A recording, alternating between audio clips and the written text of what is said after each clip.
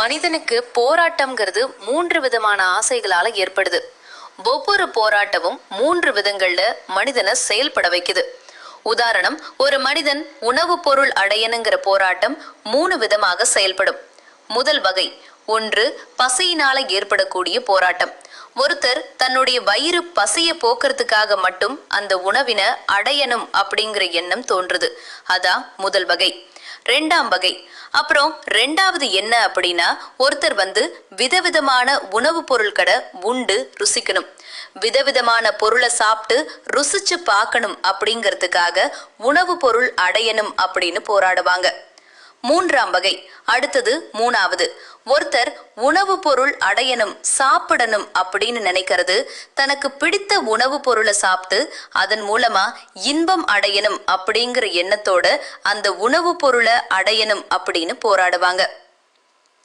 இப்போ சுருக்கமா சொல்லணும் அப்படின்னா, ஒருத்தங்க உணவு பொருளை சாப்பிடணும், அடையணும் அப்படின்னு நினைக்கிறாங்க அப்படின்னா அது 3 விஷயங்களுக்காக. 1 பசிக்காக, 2வது ருசிக்காக, 3வது ரசித்தலுக்காக. இந்த 3ம் சேர்ந்து மனிதனை போராட வைக்கும். அதே போல மனிதர்களுக்கு அந்த உடலுறவு கொள்ளணும் அப்படிங்கிற எண்ணத்தையும் நம்ம 3 விதமா பிரிக்கலாம். 1 சந்ததி பெருக்கம், குழந்தை பெற்றுக்கொள்ளணும், சந்ததியை பெருக்கணும் அப்படிங்கிறதுக்காக உடலுறவு பண்ணணும் அப்படின்னு நினைப்பாங்க. 2வது பல்வேறு அனுபவங்கள். 2வது எண்ணம். இது எப்படி அப்படின்னா, மனிதர்கள் எப்படி பலவிதமான உணவுப் பொருட்களை ருசித்து சாப்பிடணும் அப்படின்னு நினைக்கிறாங்களோ அதே போல மனிதர்களுக்கு பலவிதமான முகத்தோற்றம் உள்ள நபர்களோட உடலுறவு கொள்ளணும், விதவிதமான நபர்களோட உடலுறவு கொள்ளணும் அப்படிங்கிற எண்ணமும் இருக்கும். 3வது பிடித்தவர்களுடன் நெருக்கம்.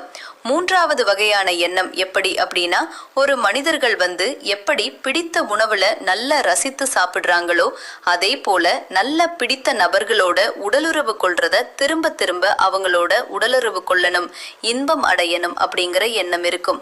இந்த மாதிரி 3 வகையான எண்ணங்கள் தோன்றும். இதுதான் 3 வகையான போராட்டங்களா மாறுது. இந்த போராட்டத்திலா சுருக்கமாக சொல்லணும் அப்படின்னா, 1 உயிர் வாழ்க்கைக்குரியன பெறுதல் போராட்டம். பசிக்காக சாப்பிடுவது, குழந்தை வேண்டும் என்பதற்காக உடலுறவு கொள்வது, இது எல்லாமே உயிர் வாழ்க்கைக்குரிய போராட்டம். 2 அறிவு பெறுதல் போராட்டம். விதவிதமான உணவுப் பொருளை ருசித்து சாப்பிட வேண்டும் என்று நினைப்பது, விதவிதமான முகத தோற்றம் உள்ளவர்களோடு பாலியல் உறவு கொள்ள வேண்டும் என்று நினைப்பது, இது எல்லாமே அறிவு பெறுதல் போராட்டம். 3 இன்பம் பெறுதல் போராட்டம். பிடித்த உணவை நல்ல ரசித்து சாப்பிடுவது அப்படின்னு தோன்றுவது, பிடித்த நபரோட உடலுறவுல ஈடுபடணும்னு தோன்றுவது, இது எல்லாமே 3வது வகையான இன்பம் பெறுதல் போராட்டம். இது இயற்கை முதல்ல என்ன பண்ணும் அப்படின்னா, முதல்ல மனிதனுக்கு பசிங்கிற உணர்வை ஏற்படுத்தி அதன் மூலமா சாப்பிட வைக்கும். திரும்ப அதுக்கப்புறம் விதவிதமான உணவுப் பொருளை சாப்பிடணும் அப்படிங்கிற ஆசையை ஏற்படுத்தி போராட வைக்கும்.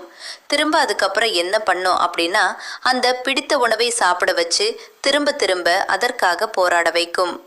இதே போலதான் அந்த உடலுறவு கொள்ளணுங்கிறது குழந்தை வேணும் அப்படிங்கிறதுக்காக மட்டும் இல்லாம பிறமற்ற வித்தியாசமான வேறு வேறு முகத்தோற்றம் உள்ளவர்களோடையும் உடலுறவு கொள்ளணும் அப்படிங்கிற எண்ணத்தை உருவாக்கும்.